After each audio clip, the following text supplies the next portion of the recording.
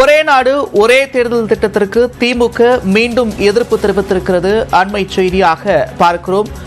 திமுக MP Wilson ஒரே நாடு ஒரே தேர்தல் தொடர்பாக எதிர்ப்பை பதிவு செய்திருக்கிறார். அண்மை செய்தியாக பார்க்கிறோம். நாடு முழுவதும் ஒரே நேரத்தில் தேர்தல் கொண்டு வருவதற்கு பாஜக முயற்சி செய்து வரக்கூடிய நிலையில் திமுக அதற்கு மீண்டும் எதிர்ப்பு தெரிவித்திருக்கிறது.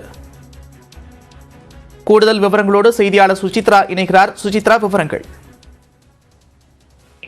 ஒரே நாடு ஒரே தேர்தல் திட்டத்தை கலைக்க வேண்டும் எனவும் அதை கைவிட வேண்டும் என்ற ஒரு கோரிக்கையை தற்பொழுது முன்னாள் குடியரசுத் தலைவர் ராம்நாத் கோவிந்தினுடைய குழு முன்பாக திமுக அதிகாரப்பூர்வமான ஒரு வலியுறுத்தலை முன்வைத்துள்ளது.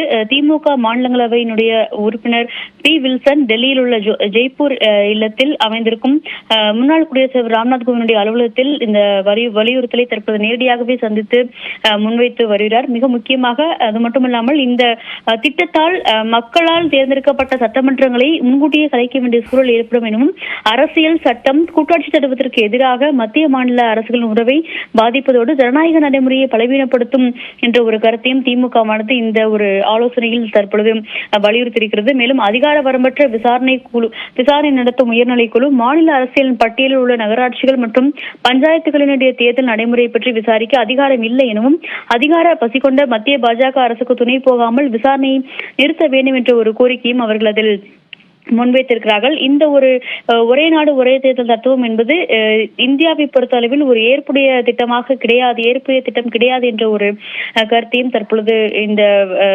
ஆலோசனையின் பொழுது திமுகவின் சார்பாக அதிகாரப்பூர்வமாக முன்வைக்கப்பட்டு வருகிறது. ஒரே நாடு ஒரே தேர்தல் குறித்த கருத்துக்கள் என்பது வரும் 12ஆம் தேதி வரை வழங்கலாம் என்ற ஒரு அதிகாரப்பூர்வ அறிவிப்பு அந்த குழுவிடம் இருந்து வெளியாகியிருந்த நிலையில் தற்பொழுது பல்வேறு அரசியல் கட்சிகளும் தங்களுடைய கருத்துக்களை முன்வைத்து வருகின்றார்கள். அந்த வகையில் தற்பொழுது திமுகவின் சார்பாக பி வில்சன் நேரடியாக சென்று கோரிக்கை மனுவை அளித்துவிட்டு திமுக தரப்பு கருத்தையும் அங்கே வலியுறுத்தியுள்ளது குறிப்பிடத்தக்கது.